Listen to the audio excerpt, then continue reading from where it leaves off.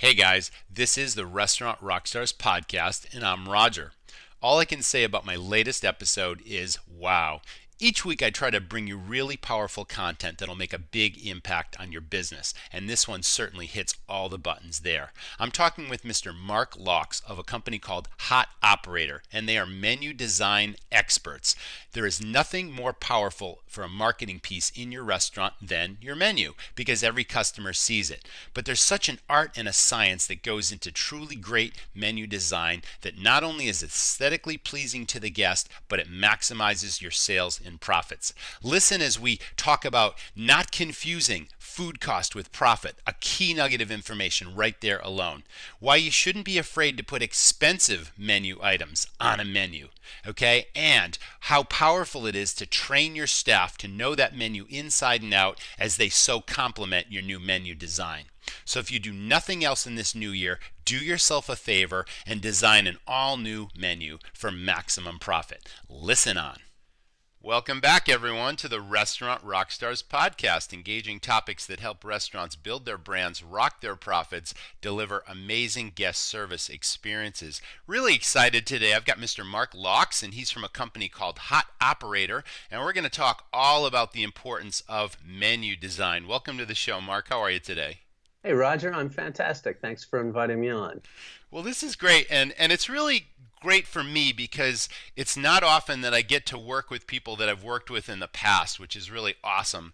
And you and I actually worked together. It was probably 6 years ago, 7 years ago, when we came to Hot Operator and we really wanted to design a really dynamic and powerful menu, and you were able to help us do that. And your process was really, really cool. So we'll get into a little of that in a moment. But first, why don't you tell me, because I never ask you this question. It's like, how did you get into the hospitality space? Did you work in restaurants before? How did you recognize that you could, improve restaurant operations and help other restaurants achieve greater success? Sure. Okay, well, thanks for the introduction. And so we got started in the restaurant business working with Anchor Food Products back before they were sold to McCain Foods. And when we started working with them, they probably sold about $1 million in sales. And when they sold the business to McCain, they were $550 million. And we took all of the programs that we did with them to help restaurant operators grow their appetizer business and thought, could we actually use some of those programs for restaurants? And it turns out we could. We had invented a product called stuffed jalapeno poppers. I don't know if you recall Oh those. yeah, I Yeah. absolutely do. Those were hugely popular, and you still see them around on menus, but God, they were exploding across the country at one point. So that's probably the timeline you're talking about, right? Right, back in the 90s. Of course. And so they were hard to sell because they didn't bring a huge amount of profit to the restaurant operator. I mean, I feel really bad about that. But the fact was, we were trying to find ways to sell those. So what we did is we developed a menu program that used information that we had found through Cornell University and the University of Michigan State University on how to develop a menu that would promote particular items. And if you, with Anchor Food Products, if you purchased stuffed jalapenos from them, you could get a free appetizer menu. And when we did that, stuffed jalapeno poppers sold about 2.5 billion stuffed jalapeno poppers a year. It really worked extremely well. And so that's how we got into menu development. And my company is actually a marketing company, and we work exclusively with restaurants across the country. We work with restaurants in every state in the United States, and we developed thousands and thousands of menus. So I know a little something about that. How's that? Yeah, that's true. You know a thing or two because you've seen a thing or two and you've worked at it for a long, long time. I have. That's That's right. awesome. Yeah, I'm just quoting that funny commercial, for the insurance company, but it absolutely That's is right. true in your case. So cool. Uh-huh. So, like I said, we worked together years ago, and prior to that time, we were making the mistake a long, long time ago when we first got into the business of designing our own menus, and I There you thought I go. had the profit piece dialed. I really did all the right steps to make sure that every item contributed a similar, if not equal, profit. And we didn't just look at our competitors down the street to see what they were offering, what they were charging. So we did some menu design, and we worked with a lot of the food service suppliers with their graphics departments and all that. But it just wasn't doing the job. We weren't pleased with the aesthetics. So we came across Hot Operator, and we started working together. So let's put ourselves into a restaurant general manager's shoes or an owner operator. What's the most important thing that they should be thinking about in designing a new menu and scrapping what they might have now if they're looking for a new direction? Sure, that's a good question. First of all, don't do it yourself. It's really not a good idea. You know, you're a cook, you're a chef, you're a manager, you're not a designer. We see this all the time. We'll get restaurant operators who will come to us. They'll go to a, you know, like an online must menu kind of thing, or they'll go and have their distributor do it. These people really are not looking at the best interest of the restaurant operator. They're actually looking at how do I sell the most stuff to the most people as quickly as possible. One of the biggest mistakes that restaurant operators make is that they think, you know, I know the best about my restaurant. I can make my own damn menu and I can save a couple of bucks. And that's what the truth is that our system is pretty complicated. We have restaurant menu designers that have worked in the restaurant industry for 30 years, 25 years. We've got writers who have done that. We've got menu engineers that have done that for that many years. They've seen a lot of menus, and there's a lot of information that you just really don't have. The fact is you do know a lot about your own menu, but we work with lots of menus. And so what we're able to do is cross-pollinate. So we might see something in one menu and that applies to another menu. We see something that works in one area and we apply it someplace else. We see it works again. Maybe we do that 150 times and we're like, you know, this is going to work for you. We really know that for sure. The other thing I would say is start with a matrix. A lot of restaurant operators don't do that. So we break things down into 4 categories. That's a scatter graph, essentially, is what it is. We break things down into stars, puzzles, workhorses, and dogs. And that tells us what's going on in the restaurant. But it also tells us what is the consumer thinking when they go into the restaurant? What do they think of the restaurant? What do they think of the foods that are being served? What are popular items and which items make you more money? And finally, I would point out, a lot of restaurant operators have been taught in the industry to focus a lot of their energy on food cost percentages, and we're not interested in percentages. You can't take a percentage to the bank. You can't go to the bank and say, I'm going to take my 12% to the bank. You got to go to the bank with money, and what we want to do is get the most cash to the bank as we can. So if something makes you $8 versus $6, I'd rather sell 8. I'd rather have the extra $2. And what I'll have a lot of restaurant operators say is, well, I want to sell both. You don't actually want to sell both because there's something called share of stomach. There's only so much capacity in the human body to eat certain amounts of foods. And what they put in that body is going to have a huge impact on how much money you make. And so what we want to do is when you get a butt in a chair, we want to make sure that you pay the rent and you take care of your business by making enough money off of it. And I always say this, if the food cost percentages in your business, the things that have the best food cost percentages are soups and salads or soup and soda. But if everybody came in and just ordered a cup of soup and a soda, you've got a business. You couldn't make it work on that. So you've got to sell things that actually make you cash to the bank. So that's what we focus on. I hope that answers your question. I kind of go off. So No. You hit so many critical nuggets of information. So I'd like to dissect a little bit what you said. Let's first talk a little bit more about the profit piece, and you can't take a percentage to a bank because so often restaurant operators confuse, food cost with profit, and the two are completely disparate in some cases. And like you said, you'd rather sell something for $8 profit versus a $6 profit, even though the $8 profit has a higher food cost.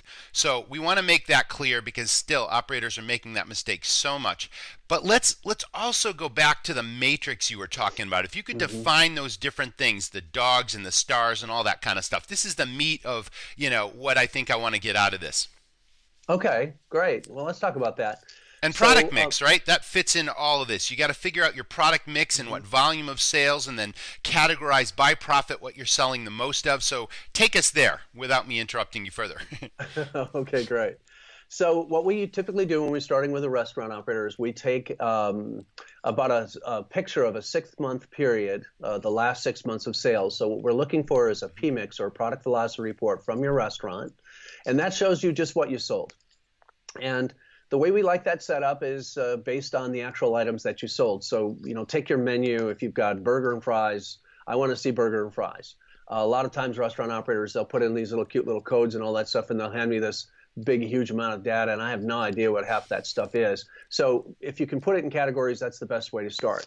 And what we're looking for is how much velocity does a particular item have?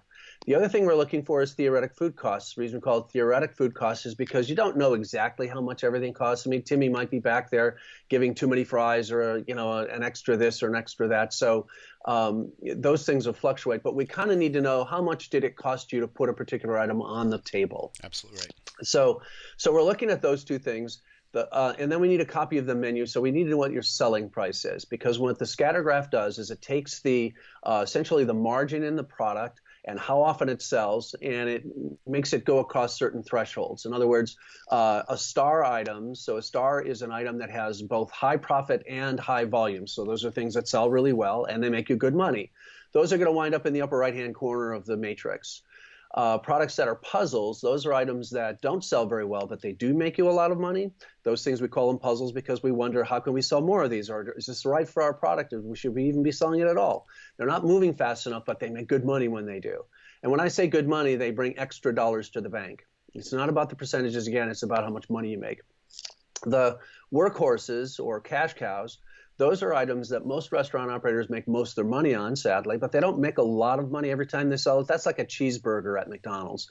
They sell a lot of those. They don't make a ton of money on those. So those are cash cows that move fast, don't make you a lot of money. And then dogs, you put those back in the ground where you found them. They're not doing anybody any good. You're not selling a lot of them, and when you do sell them, you're not making much money. So we break things down into those four categories so we can see what the brand looks like. And when I talk about brands in restaurants, the brand is essentially, it's sort of the, I like to say it's like the glow around the business. It's sort of the combination of the service, the food, the attraction, the excitement.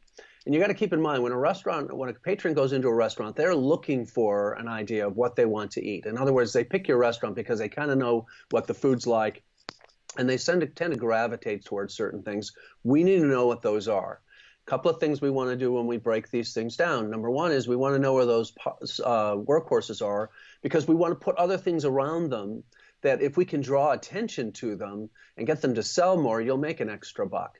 And if that happens 400, 500, 600 times a week, you make $400, $500, $600 extra a week. That's good cash to the bank. Without the matrix, it's impossible to know what's going on in your restaurant. You've got this focus group going on. Everybody is voting with their pocketbook and their feet when they come to your restaurant.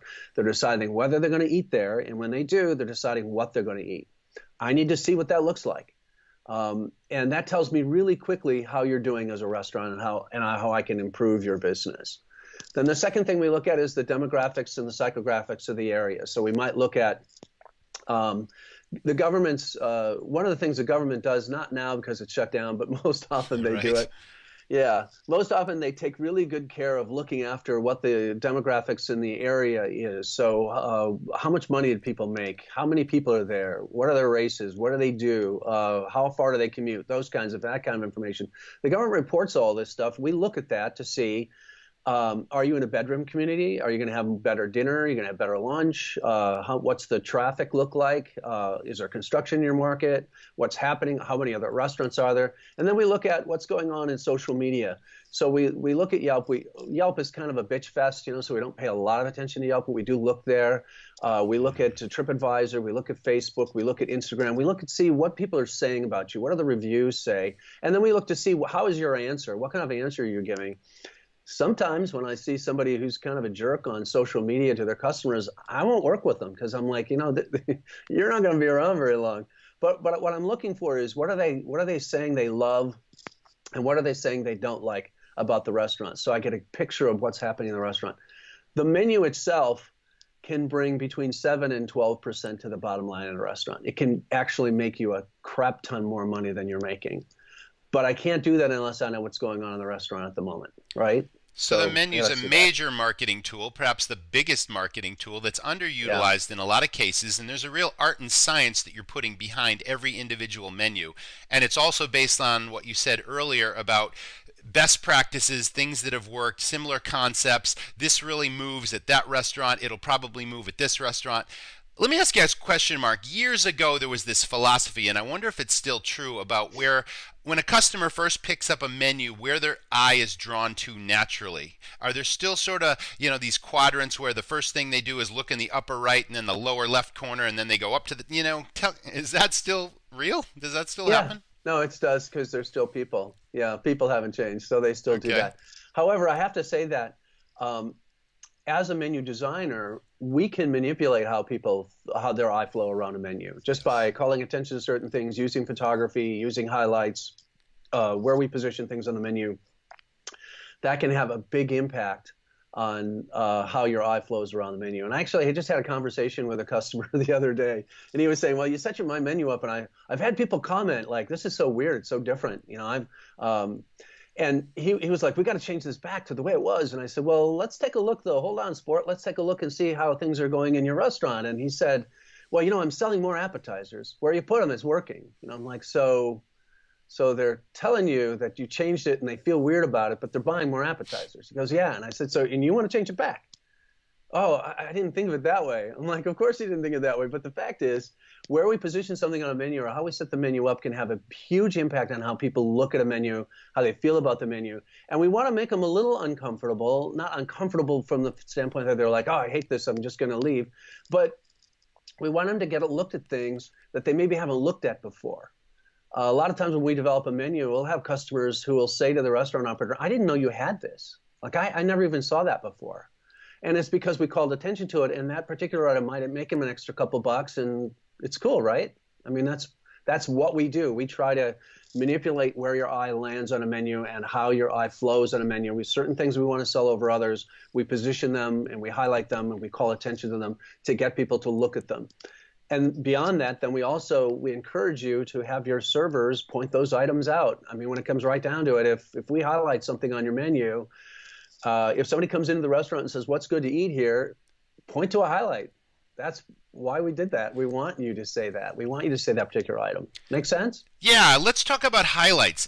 Have boxes or highlights or icons proven to work better, or does it vary based on the brand and the concept and the theme and all that? Or even words like most popular, customer favorites, best sellers, whatever you want to say. I mean, there's different ways of highlighting or pointing attention to certain items that you want to move. Has Right. anything proven to work better, or a combination of all Yeah. those? Is that crazy? What would you No, suggest? it's not crazy. What I'm suggesting is this. I learned the hard way Yeah. what works for highlights. And the reason it happened is I had this really lovely customer down in Chicago. They got about, I think we got about 20 restaurants. And we developed a menu for them. We put these highlights on. We said, yeah, these are going to work. This is great. This is terrific. I got a call from him about a week and a half later. He goes, this is not working. These highlights are not working at all. I'm like, they got to be working. I mean, I highlight them just like you'd highlight a book, right? We put yellow blotches on things and we put call attention. We had all that stuff. Hmm. And what we discovered is two things. Number one, we had done the highlights incorrectly. This is years ago. And so we actually did a study with this particular restaurant and to find out what works for a highlight.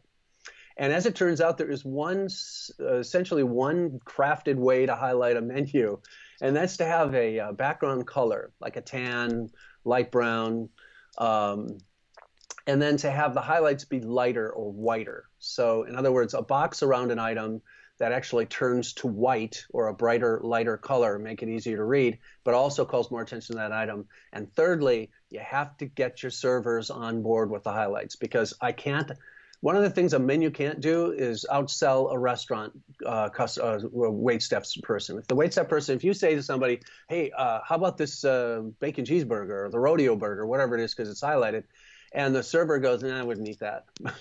You're never going to sell it. So you got to get your staff on board with the highlights. So I always tell people when you develop this new menu, when you show it to the servers, point out the highlights and say, these are the items we want to sell. I don't care if you like them or not. All you need to say is, they're really popular. People like them, and move on, right? So, but highlights do work. Calling attention does work. What we typically do with highlights and calling attention, like saying the bestseller, those kinds of things, really popular, on a menu that's like a family style restaurant or a casual theme restaurant or something, that'll work in some instances. You got to be more creative than that. Say something funny or fun or something interesting. Be clever Hmm. when you do it. Yeah, yeah. But on a more upscale restaurant, you don't want to do that. I mean, because that's just gonna. I mean, people are not expecting that in a. If you go to a nice restaurant and you're ordering an $80 steak, don't be saying, "Oh, this is really popular." I mean, that's just gonna piss people off. They're gonna be like, "What are you like a Denny's? I mean, what is that, right?" So just Yeah, be careful that's to use that. yeah, that's.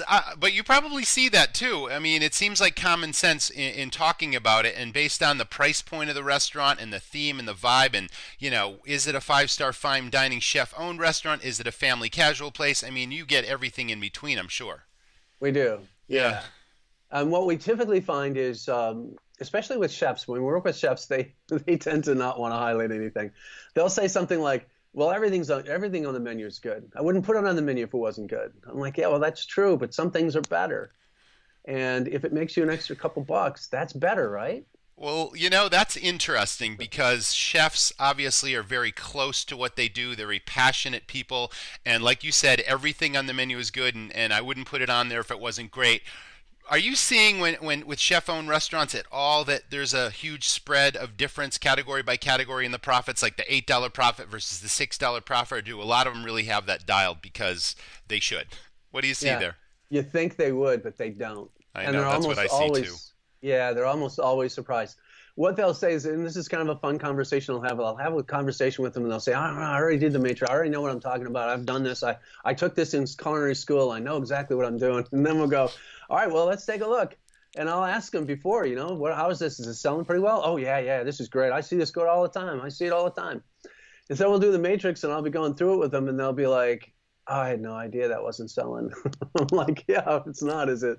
And It's then we'll get simple into it. data, right? It It's is. right there. A Yeah, POS, I any know. POS is going to print out the PMix report. And if you've done your homework and you've costed out every menu, it's so simple to say, I sold 3,000 of these in the last month or two. I sold Right. 5,000 of these. This one kicked in the $8 profit. That one kicked in the six. And you can really dial in the profit of a menu based on what's popular and make those tweaks, either up the price Exactly. or manipulate the ingredients or the portion sizes. And all this is Right. lost on so many operators that I work with. So you and I are on the same page with that.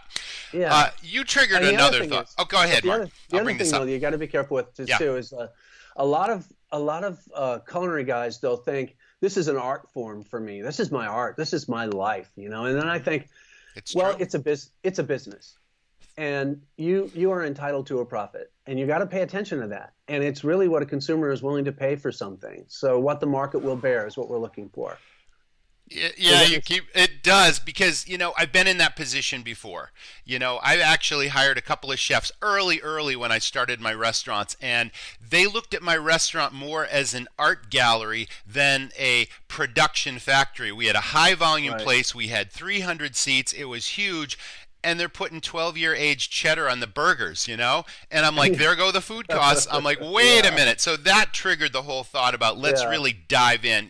right. I started in this business with no restaurant experience, so I had to learn the school of hard knocks, and those are just some of my stories. But a minute ago, we were talking about the service staff, right? And they're not if they don't recommend something or no, don't order that, even though you highlighted it. And that goes back to the importance of training because we can have the most powerful, dynamic, and profitable menu in the world, but the service staff could totally sabotage that. You That's know, right. I got a story to tell you really quickly. When I was starting my place 20 plus years ago, I saw a sandwich board sign on the side of the road and it said wood-fired pizza now serving. And that was the very first concept that I started was a wood-fired pizzeria. So I'm like, "Oh, I'm going to check it out. I might learn something." And I walked in and I actually had a host that gave me a menu and pointed me across the room and said, "See that table over there? It's yours." He didn't even walk me to the table. So all these impressions are being formed and I'm like, "Wait a minute." Mental note, don't do that. The Yeah, importance of yeah. training, great customer service is a competitive advantage. But the kicker is this, I'm sitting there watching wait staff and personnel pass me by on the left and the right. Nobody's making eye contact with me. I had plenty of time to look at the menu. So there's 10 or 12 specialty pizzas on the menu. This one had, prosciutto and pineapple and all that kind of stuff. And they all sounded pretty good. So when the server finally got around to coming to my table to serve me, I asked her for her recommendation. And you Hmm. know what she said, Mark? She looked me in the eye and she said, "I can't recommend the pizzas. I don't eat them. They're too expensive." Nice. I'm like, whoa! What I a just great about answer. oh. So God. so you know what the staff Fire. say and do Yeah. can absolutely Yeah. sabotage your business. So in the importance of training in conjunction with a really powerful menu, and then suddenly you'll set the world on fire, and that's a competitive advantage. It is. Let's back up a second. We were talking about highlighting. Now here's a critical piece: pricing strategy and font and size of the font, and do you put dollar signs, and do you do crazy numbers like 996 or 1023, or what have you seen, or what's really working now with pricing? Yeah. Okay. So a couple of things on that. Number one, where you put the prices, and by the way, never use a dollar sign. Dollar signs just make people angry. They feel this little subconscious Yep. uh, feel of nervousness when they see a dollar sign. They know they're spending money. The only time you'd want to do that is if people are coming in and trying to use Canadian, or they're trying to use Mexican money, or if you're trying to use, some other brand of dollar. In the United States, it never happens. Just take them off. Secondly, do not do a price list. If you're doing a price list, just take the menu off the table and tuck those prices into the paragraph of text. A lot of chefs, a lot of restaurant operators, they like to just put the name of the product and then a price next to it, or they'll put like just little strips of ingredients, and then they'll put the price really big next to the name of the product. When you do that, what you're doing is you're telling people to buy you on price. And what consumers do is they look at the highest number, the lowest number, they go about 2/3 of the way to that high number, and that's where they hover. And they will kill you with that every time. So just, don't line up the prices, tuck them in. Don't make it impossible to find the price, but don't make it about price. Now, whole dollars versus using price points. There are certain price points that matter to a consumer and that change behavior. And those are the only things we're really terribly concerned about. So if I raise the price on something, let's say I want to get $10 for something. If I go $9.99, it's going to sell better than if I say $10. A lot of restaurant operators go, I'll just put it on for $10. And they'll think, well, that's just a whole dollar and it's fine. And I see that a lot happening now. But the problem with that is I've already started an argument with my customer at $10. In other words, the moment I go to $10 on that item, rather than $9.99, that one penny is going to start an argument. Some customers are not going to pay $10 for one freaking penny. So if I'm going to have the argument, I may as well go to $10.49. Essentially, I'm leaving 49 cents on the table because I started a freaking argument for a freaking penny. Sure. Why would I do that? It Sure. doesn't make any sense to me to do that. So Yeah. what we typically do is we look at strategic price points. Now, the other thing you got to keep in mind is if you're not getting any pushback at all on prices on your menu, you're not doing it right. There should be some complaint. I'm not saying people are leaving because you're priced too high, but I am saying they're saying, "Well, you're not afraid to charge, are you?" We're having a conversation, right? And then I can say, "Yeah, what can I get you?" Because they're still here. They're still buying from me. So you got to price your points high enough so you can make a profit on the item. Now, as far as putting the prices in the right categories and doing those kinds of things, what we find is a lot of restaurant operators do the wrong thing. Like appetizers should be priced low enough so that they can be incremental, so that they can add to the check total. My food cost on those could be 50%. I don't really care because it's an extra couple bucks that go to the bank, as long as those appetizers are not being sold as entrees. So if you've got I'll see this a lot. People put sliders in the appetizer. I don't know why they do that. It's not an appetizer. People don't buy sliders and then buy a burger. It's never going to happen. What they do is then they're buying that appetizer as an entree. Now that appetizer has to compete with the entree, so now I got a price point it too high. Does that make sense to you? Do you understand where I'm going with that? It absolutely does. So price points need to they need to understand what the item is that you're selling. And then one final thing, and this is really important. We do something called mental anchoring here. We're big proponents of it. We're probably one of the only marketing companies that does this. We came across some information from American Demographics magazine a number of years ago. And what they discovered is there's one time in your life you're most likely to spend the most money at a restaurant. And that's the day you buy your house or you sign in your house. And the thinking in the mind of the consumer is, I just went 300 grand in debt. What's $100? Right? They're comparing what you're buying on a menu to a freaking house. Oh, right? good. I see that. Yeah. Yeah. So what we've done is we've done some experiments with different mental anchor points, and we just did one for a company. They're a barbecue company, and we did a double wide salad. So it's a salad that comes with a double wide because of barbecue. It's kind of funny. It's a white trash kind of thing. It's called the white trash salad, and it's $80,000. And what happens is the consumer they look at it, they giggle, right? And they're like, Yes, that's that's so funny. funny, 80 Yes. grand. But then they look at the half rack of ribs for 21 bucks and they're like, God, that seems cheap by comparison. And it works. And I'll have restaurant operators go, I'm not going to do that. That's so kitschy. I'm like, but it works.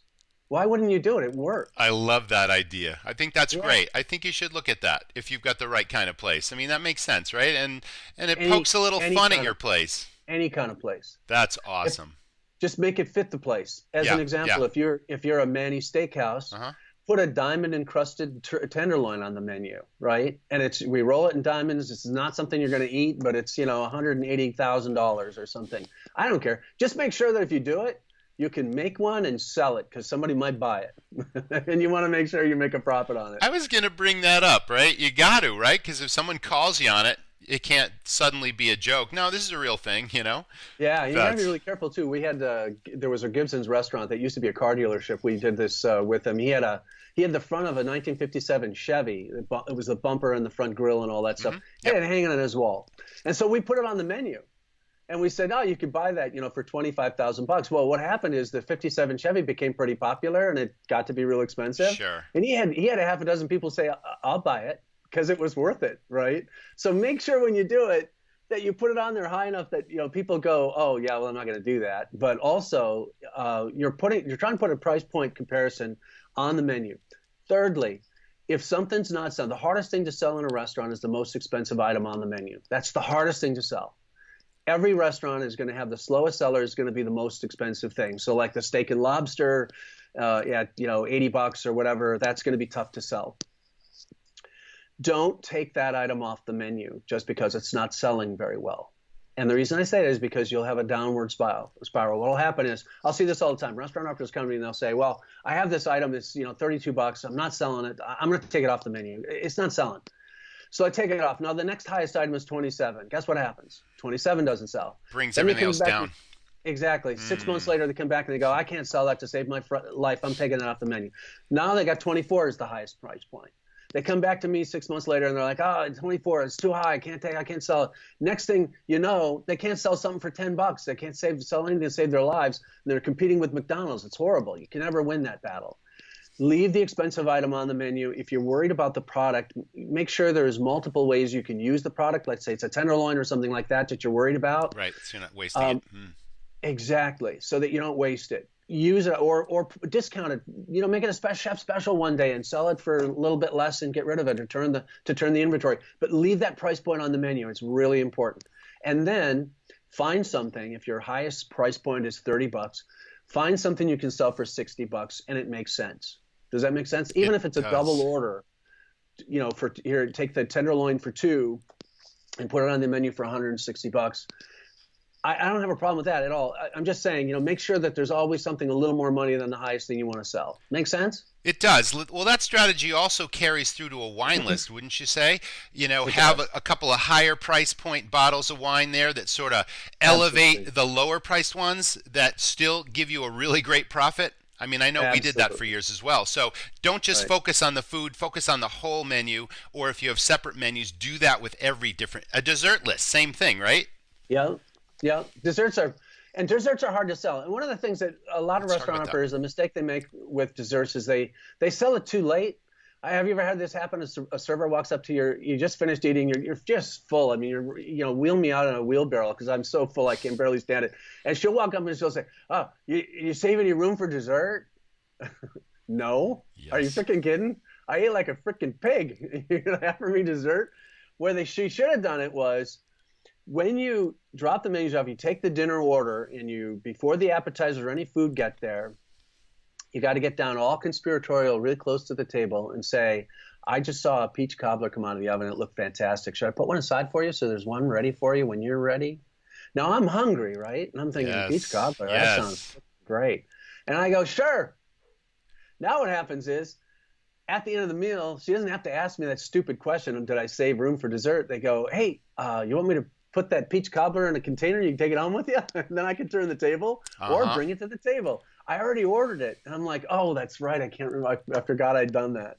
You see what I'm saying? So when you offer dessert, it needs to be early in the process. So take the dinner order, take the appetizer order, bring the drinks. When you bring the drinks, get real conspiratorial and say, I just saw a piece of cheesecake with your name on it. Can I get you one? Let me put it on the menu for you so it's ready when you are. You are speaking my language, Mark, because now we're talking further about server training and approach. And I can't tell you how many times I eat out in different restaurants across the country. I'm sure this happens to you. 9 times out of 10, doesn't matter where I am. We're talking about I get an order taker, friendly, personable person, take the order, bring the food, deliver the check, that kind of thing. Ordinary experiences. But now you're talking about assuming the sale, planting the seed, making something sound so good, they can see it, smell it, and taste it before it comes out of the kitchen, before they've even eaten an entree. And now, I've got to have that. Put one aside for me. And that's a completely different approach, but that's going to raise the check average, and that is a great strategy. So I'm really glad you brought that up too. Okay. You talked about you talked about anchoring a minute ago, but there's also an acronym that you use. I think it's FAN. Do you want to walk us through that? Yeah. Okay. So when we develop a menu, we use something called FAN. So positioning, highlighting, anchors, and numbers. So positioning is where something goes on a menu, has a huge impact on how well it's going to sell. We just talked about that before. That's where I place it, what the flow chart, those kinds of things. That kind of thing has a huge impact on how well something's going to sell. But also positioning just in a category of items. A lot of times you'll see like a list of appetizers or sandwiches. Items in the middle of the category are going to sell slower than items on the outside edges. So what we typically do is items that are workhorses or plow horses in the restaurant, we'll put those in the middle of a category. Items that are puzzles or stars we'll put on the outside edges because we want to get more attention to those because they make you more money. Does that make sense? Do you understand where I'm going with that? I'm following you so far. Highlighting. Highlighting has to do with the items that we actually want to call attention to. When a consumer walks into the restaurant, they are thinking, what's good to eat here? And the one person they want to tell them the answer to that is the person at the restaurant. They want the server. They want the chef. They want the manager, someone to tell them what to order. That's a huge amount of power. And we want to make sure that we highlight the items that actually will bring a higher profit and also are good items. So it's got to be a product that sells well, but it also has to be a product that can make you more money. What I always say is if we highlight an item and it sucks, we're going to kill it quicker. In other words, people are going to try it, they're going to hate it, and suddenly it won't sell at all because we'll call attention to it. So that's positioning, that's highlighting. Mental anchoring, we just talked about. That's having higher items on a menu, arbitrarily higher items on a menu. It's called mental focalism if you're a marketer. And that essentially gets people to spiral upwards so that they're willing to spend a little more money in the restaurant. And then the strategic pricing is the next part of that. And that is looking at each item and looking for the sweet spot for that particular item. So what we're always trying to do is find the absolute highest point we can get to for the price that's not going to piss everybody off and they won't come back. Like the worst thing you can do is price yourself out of market. If you're selling a burger for $10, I'm not going to get 20 for it. I mean, I'm just not going to be able to do that. Who pays $20 for a hamburger unless you're going to a big steak joint or something like that? And even there, you're going to get a lot of balk from that, right? But can I get 11, or can I get $11.99? We have to look at that and see what's going to happen if I push this price up a little bit. Now, if I look at the volume in a restaurant, one of the things you got to keep in mind when you're changing prices in a menu, every time I go up in price, I will lose some volume. That's going to happen. That is a law of marketing. There's nothing you can do to change that. However, I can always tweak it up a little bit. Right? There's always a place I might be able to go with a particular item. So I'm looking for the items in the matrix to see, like, am I way underpriced on something? If it's really selling catastrophically fast and there's a lot of volume around an item, I'm able to edge it up a little bit. Add in 50 cents or add a quarter or add 49 cents. Now, if I'm using whole dollars, and this is where I get to with that whole dollar thing, unless you're making a killing on the restaurant, I mean, if you're selling an $80 steak, who cares? 99 cents, no one cares. But if I'm selling a burger for $10 even, if I can get $10.49 for it, I'm way better off because in my restaurant, that 49 cents means a lot to me. Does that make sense to you? So that's strategic pricing. Yes, it does. Right. We'll go through the menu with you and we'll help you. One of the things I found with restaurant operators is they tend to be nervous about raising their prices, and they oftentimes have low self-esteem when it comes to pricing their menu. They just don't think their stuff's worth what it really is. And so I encourage them. A lot of it's just psychological help. I become their counselor. I'm going, look, I think this is worth it. Give it a shot. I think you'll make it. You'll be all right. And they'll usually come back to me. Sometimes they'll come back and they'll be, oh, yeah, I'm getting killed. Usually what they'll say is, I had a few people munching it, but mostly it's been good. And, you want to have something for retirement, right, Roger? But oh, absolutely. But I mean, costs are rising in restaurants every single day, and They so therefore fluctuate. Yeah. you got to keep your pricing in line so that you're not compromising your profit margin. Because right Right. now you might be making a really solid profit margin, then all of a sudden your liability insurance just went up huge, your mortgage, whatever it is, it's like things happen, right? The unexpected, Right, whatever. yeah. That equipment breaks down. It's like whatever it is, you gotta at least maintain your margins. But Right. you're right, a lot of operators are really afraid about raising the price because they think they're going to lose all their customers. And now we're talking about the sweet spot. What the market will bear. You don't want to lose volume even though you're raising price, even though that's a law of economics. It's like, God, you got to find that balance.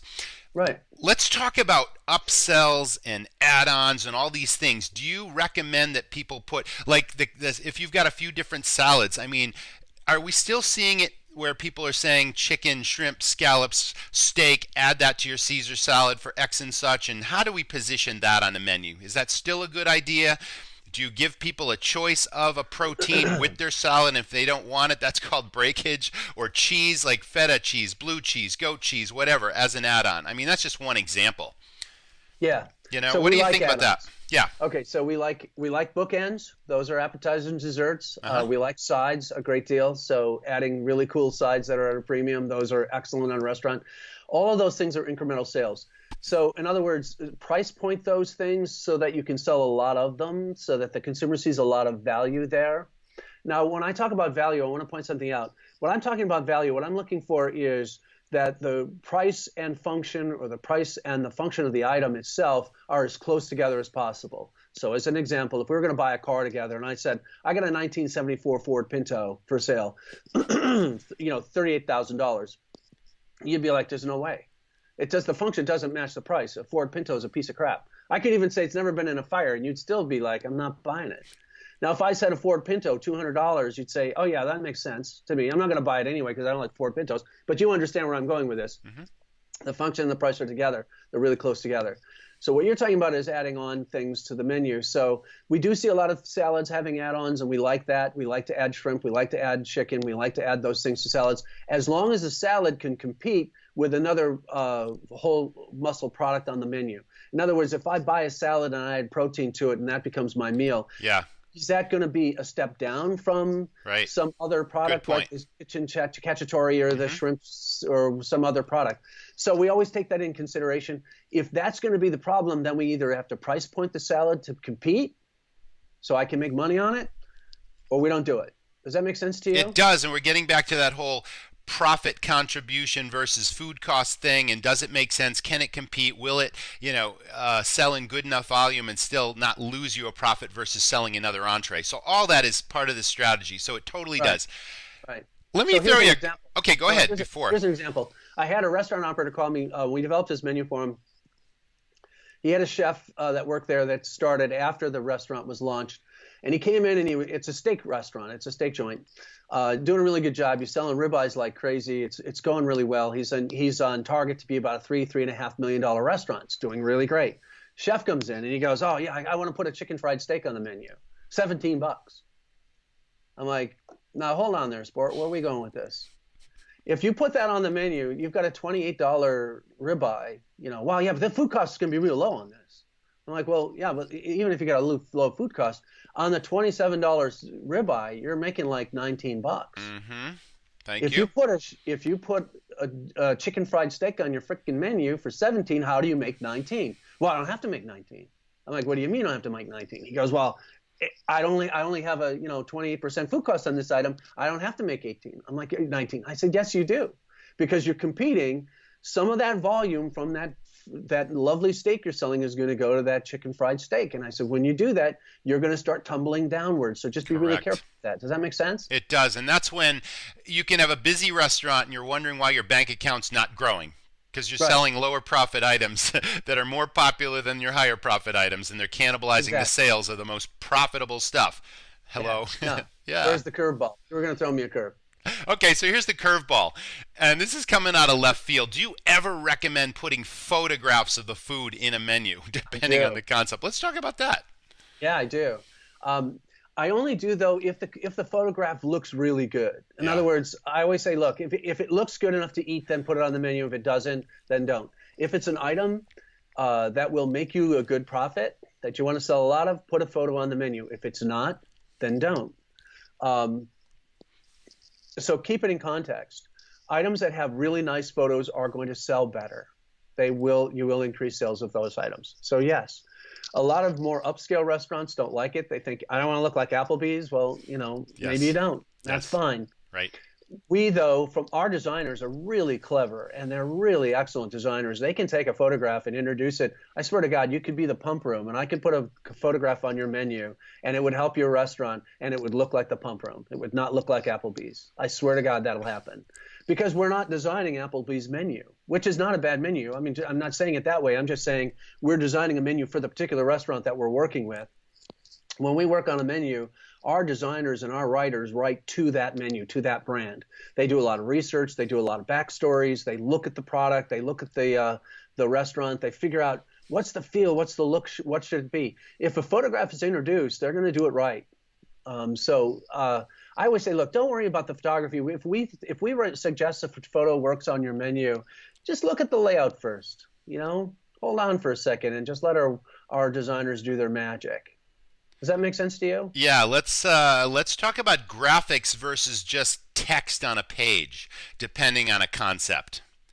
Yeah. And So branding and how all that goes together. Because I've been to lots of upscale places that just kill it, and you've got a single page menu with a really elegant font, and it's simply a taupe or a manila sheet of paper with a black text across it with the prices with no dollar signs, and that's elegant, simplistic, but no graphics. You don't really get a brand out of a no graphic menu. Do you suggest that graphics really bring a brand to life? I mean, or do single page text only menus work in some sure. cases?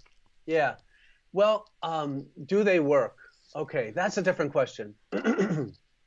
Most upscale restaurants are going to have really good servers who have memorized the menu Mm-hmm. and could probably recite the menu. They probably don't even need a menu in a lot of cases. I mean, they do because the patron needs to sit and look at the menu. Now, those servers are also probably dressed pretty well. They usually have a vest on, they've got a tie, they've got something really nice in their hair, they're really dressed well, they look good, right? And then they hand you this sheet of paper that looks like they printed it in their basement, right? And it might look elegant, maybe it's got a nice font, but it's just a bunch of copy on a page. Correct. What the hell? Their servers look good, the restaurant looks good, the menu, does it look good? Nah, not really. Why not have the menu look good also? I mean, it makes perfect sense to me. Now, a lot of upscale restaurants will go, yeah, well, that's not me. I don't want to do that. I know what I'm doing. I don't need that help. Well, actually, you do. Do graphics work? Yes. Do graphics from, let's say, TGI Fridays work in an upscale restaurant? No, it would not work there. But elegant graphics, yes, they do. Adding a little splash or a little color, highlighting certain items, calling attention to them, all of those things work. You just have to be subtle. You don't scream it. Don't put, this is very popular. Put something on there that engages people. The other thing is when you write a menu like that, you want to write to women. Men typically know what they want when they go to a restaurant. They're going to look at the menu, especially an upscale menu. They're going to look at the menu. They're going to glance down until they find the thing they already knew they wanted, and that's what they're going to order. They don't really read the menu. Women do read the menu because they're much more conversational. So they're going to read the menu. They're going to look at it. They're going to get a mental picture of what's in the menu, what that thing is going to taste like. What it's going to look like. Those things are all really important. Now, the difference between men and women too is women are going to go look over at their hubby and they're going to say, why don't you order this and I'll order that. We'll share. We'll do all that. And the guy's thinking, why don't you order both? We'll take home what you don't want, but he wants to get laid maybe or whatever. So he goes, yeah, okay, let's do that. And then he's frustrated, right? So you write to women because women are going to control that whole experience. And you really want to write to them because they're going to pay attention to the menu. And getting into the design, there's also the poetry that goes into it. We call it poetry here at Hot Operator because we want to describe the product in a way that's going to make the customer want to buy that particular item. And when restaurant operators oftentimes say, well, I don't want to say that much, or we're saying too much, you're saying enough to sell the product, right? So tell until you sell and then stop talking. That's what we usually do. Does that all make sense to you? So adding graphics to an upscale menu? Absolutely. Downscale menu? Absolutely. put graphics in it, make it fit the restaurant. So when the patron sits down, they hold the menu, they look at it and they go, this is really nice. And what we want them to think is, I'll bet the food's going to be really good here. If I can make you think that before the food gets there, you're more likely to like the product. You're more likely to thank the person who's there. You're less likely to complain. You're more likely to talk about it. Let me ask you a question, Mark. A new menu, cost or investment? It's an investment, baby. Right? I mean, if you look at it as a cost, yeah, buy something online and, but I had this happen the other day. I just had somebody a couple of days ago call me and they're in Cheyenne, Wyoming. And she said, I got to do something with my menu. And I said, why is that? She goes, well, I bought one of those online menus and I go into Denver and there's a restaurant that's got my menu. It looks exactly the same as mine. I'm like, oh, crap. Yeah, she goes, cookie cutter template. Yeah, and she goes, I get a lot of customers from Denver, so we're only an hour and a half away from there. She goes, this is horrible. I can't have that. Think about it. You get what you pay for, Mark. You get what you pay for. It's true. If you're going to invest, it's going to make you more money. And I always say this too when customers, they'll ask me how much is a menu, and I'll say, well, it depends on the menu and all that. The fact is, I always ask them if they want to save money because they'll say, well, can I get a discount or that? And I'm like, well, how much less do you want to make? Because that's essentially what you're saying. You can get a menu for $50. You can do that online, but you're going to wind up with a price list. It's going to be a piece of garbage on the menu, and you're going to make less money. So how much of your kids' college fund do you want to forego because you got a cheaper menu? That's the question you got to ask. You just got to shake your head. Yeah, I mean, operators tend to be really cost conscious, but it's where you put your dollars that are going to have the biggest impact on your business. And again, let's go back to the menu being a major marketing piece that touches every single customer that comes into your restaurant. It's either making you money, losing your money, or you're spinning your wheels, right? Right. Mm-hmm. That's exactly right. Let's talk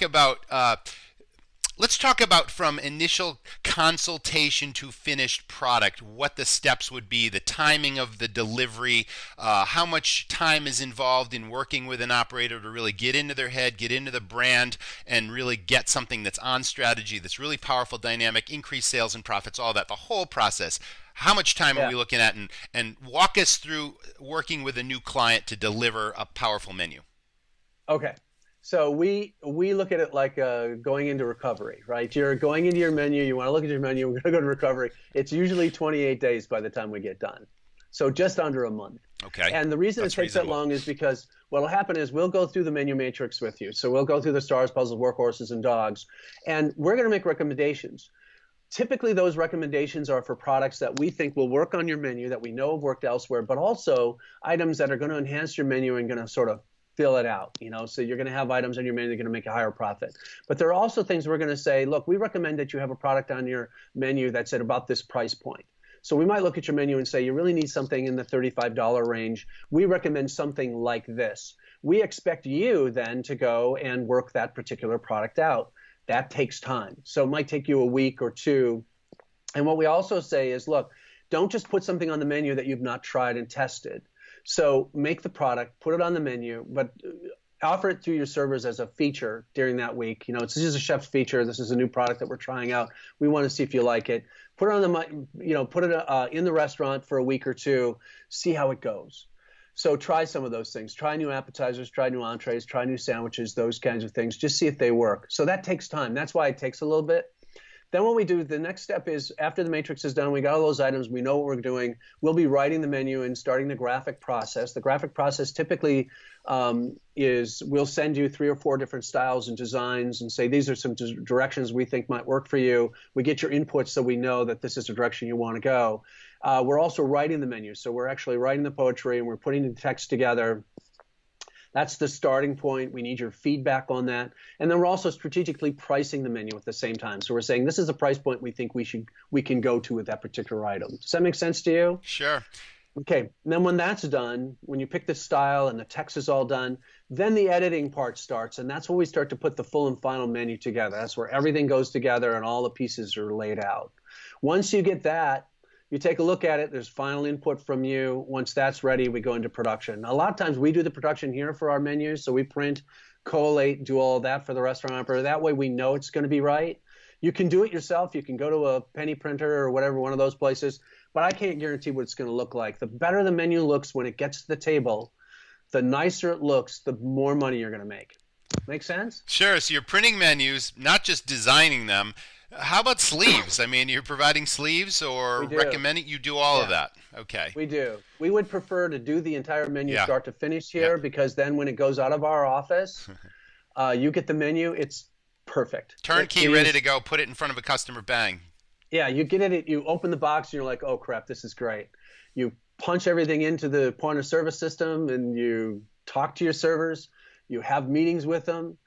My recommendation when you get the menu is when the menu hits the tables, every highlighted item you sell today, I'm going to give you 50 cents. That's what I would do. I would bonus my servers. Nice. So every highlighted item on the menu that you sell this week, I'm going to give you 50 cents tip for every time you sell it.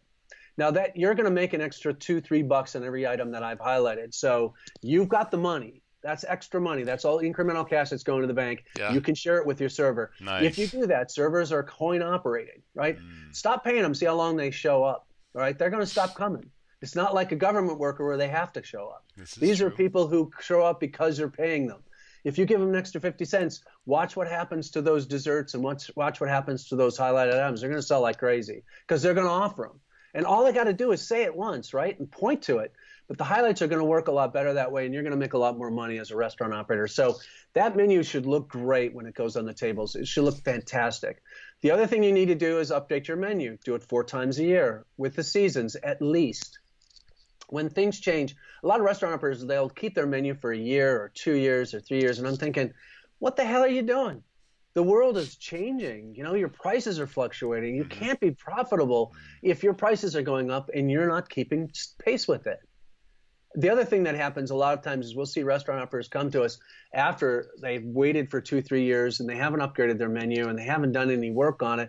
And now I'm looking at it and going, holy crap, we're going to have to do this in stages because you can't take the kind of price increase you need to recover your business, right, all at once. You'll freak everybody out. They'll come in, they'll get shell shocked, and they'll never come back. So, if you don't stick with it, change a few things here and there. That's one of the reasons, a menu needs to be a living, breathing document. You've got to keep up with it. Does that make sense to you? Do you understand what I'm saying? Yeah. Does size Okay. matter? It does. It has a huge impact. What you want is a menu that can hold what it is you're selling. So like if you're in a Greek family restaurant, it needs to be a book, 8-10 pages because they sell everything to everybody. I don't know why they do that. It's hysterically funny. But they got liver and onions. It's the only place you can get it is in Chicago, right? At these family restaurants. But it needs to fit the restaurant. We can work with any size. A lot of 11 by 17s out there these days. People like that front to back kind of thing. And I have no problem with that. We can engineer a menu like that one and make it work. The cafe covers I like better than laminated. Laminated menus, what we've noticed is the restaurant operators makes about 2% less profit when they use a laminated menu. So I go away from those. So I noticed I was at an Applebee's. I had to go to an Applebee's the other day and they're using a laminated menu now. I don't recommend that for them. If it were me and I were their marketing guys, I would be like, no, we're going to get menu covers. And, P.F. Chang's did the same thing. Now they're bitching about not making enough money. And part of it is the menu. You get this springboard laminated piece of crap on the menu and you just don't want to spend money. You look at that and you're like, I'm in Denny's again. I'm doing the 2 for 2, right? In Denny's, it's fine. I have no problem with Denny's doing that. I have no problem with Perkins doing that. But I do have a problem if you're a little more upscale doing something like that. Use a cafe menu cover. They're much better. You'll make more money. Consumers are actually, you're telling the consumer, when you put the menu on the table, you're telling the consumer what to expect in the restaurant. And if you put a laminated card or something on the menu, it's not going to work as well. There are some really interesting papers we use that are really cool. Some plastics. There's some real interesting things that we do with printing and that sort of thing that can make a menu really look cool. We just did an heirloom menu, by the way, for a restaurant operator in New Orleans called Parkway Tavern. They sell poor boys.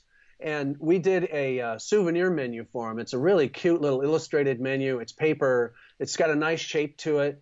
And it's to give away. He wants people to take it with him because he's got so many people that travel and all that sort of thing. So it's like a cross between a carryout menu and a regular menu. It's kind of a little bigger, really cool graphics on it and all that sort of thing. And he's having a ball with it. people are taking it as a souvenir, and they take it home and they share it with people. They're like, "Did you see this? Is really cool." That's the kind of thing that you want to do in your restaurant if you're, if you want to call attention to your restaurant. You need people to talk about you, man. Create buzz. I'm all about that. And multiple profit centers. You can't have too many in a restaurant. Everything from retail merchandise to live music and events to special promotions that happen all the time. Do you recommend that restaurants put those things on the menu as well, or should it always be separated from the food and the drink? Yeah, I do. The only thing is like with the drinks and those kinds of things, I recommend a separate menu for that only because people order drinks throughout their meal, and once the menu is gone, they can't. I might make a nod to those things, but I'll think table talkers and other kind of event posters and those kinds of things are also important because you want to do what Coca-Cola used to call 360-degree marketing. In your restaurant, every wall, every area of the menu, the servers, the people, everything should be promoting the business. Definitely. Right? Internal marketing. Yeah. It's the most effective, Absolutely. cost-effective form of marketing. And training your staff to make the suggestions we know the guests will enjoy and appreciate. Exactly. Awesome. That's exactly right. Have we missed anything, Mark? We've been all over the place, but what a powerful episode on the ins and outs of everything you need to do to design a super profitable menu. I mean, what have we missed? What we've missed is, now that you've listened to this, you're going to think, oh, I can do that. Yeah, okay. Well, try it a few times if you want to, but get professional help. Leave it to the experts, right? So I would. How can, so your URL is hotoperator.com, right? That's right. Why don't we talk about social media handles? How can our listening audience find you? Sure. So we have a Facebook page, of course. That's Facebook.com/Hot Operator. Hotoperator.com is our website. You can go there. I'm on Twitter, Mark Hot Op, I think is what it is on Twitter. Yep. And I do tweet a little bit once in a while. Best thing to do is just give me a call or email me, mark@hotoperator.com, or call 920-420-2076. Reach out.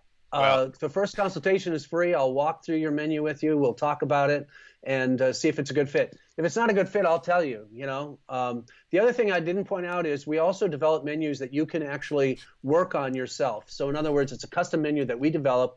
We set it up on, we use a thing called Google Drawings. So we set up as a Google Drawing, and you can go in and you can make changes to it all you want to. Chefs absolutely love those because if they change up their menus every week, they change out the steak or they change out a flavor, they do those kinds of things, they can just go in, do a save as, and type away. And so we actually do customized menus that are set up. These are not the same thing that you buy online for $50. These are actually full custom, full-blown engineered menus that you can't screw up if you follow the directions we give you. Make sense? Yes, sir. Listen, this is a shameless plug for you, and you're not paying me to say this, but we had a great working relationship for many, many years before I sold my restaurants, but what you did for us really, really worked. So if you're looking for a new menu, I can totally endorse hotoperator.com, and I'm really glad you were a guest today, Mark. We learned a lot, and I appreciate you being a guest on the show. Hey, thanks, Roger. Hey, and in the future, if you want to, we also do a lot of social media for restaurants. So we could we could do a program on how to market in social media and actually connect the dots. I would like to do that. Yeah, we need to put a show together on social media. I'll schedule another date with you.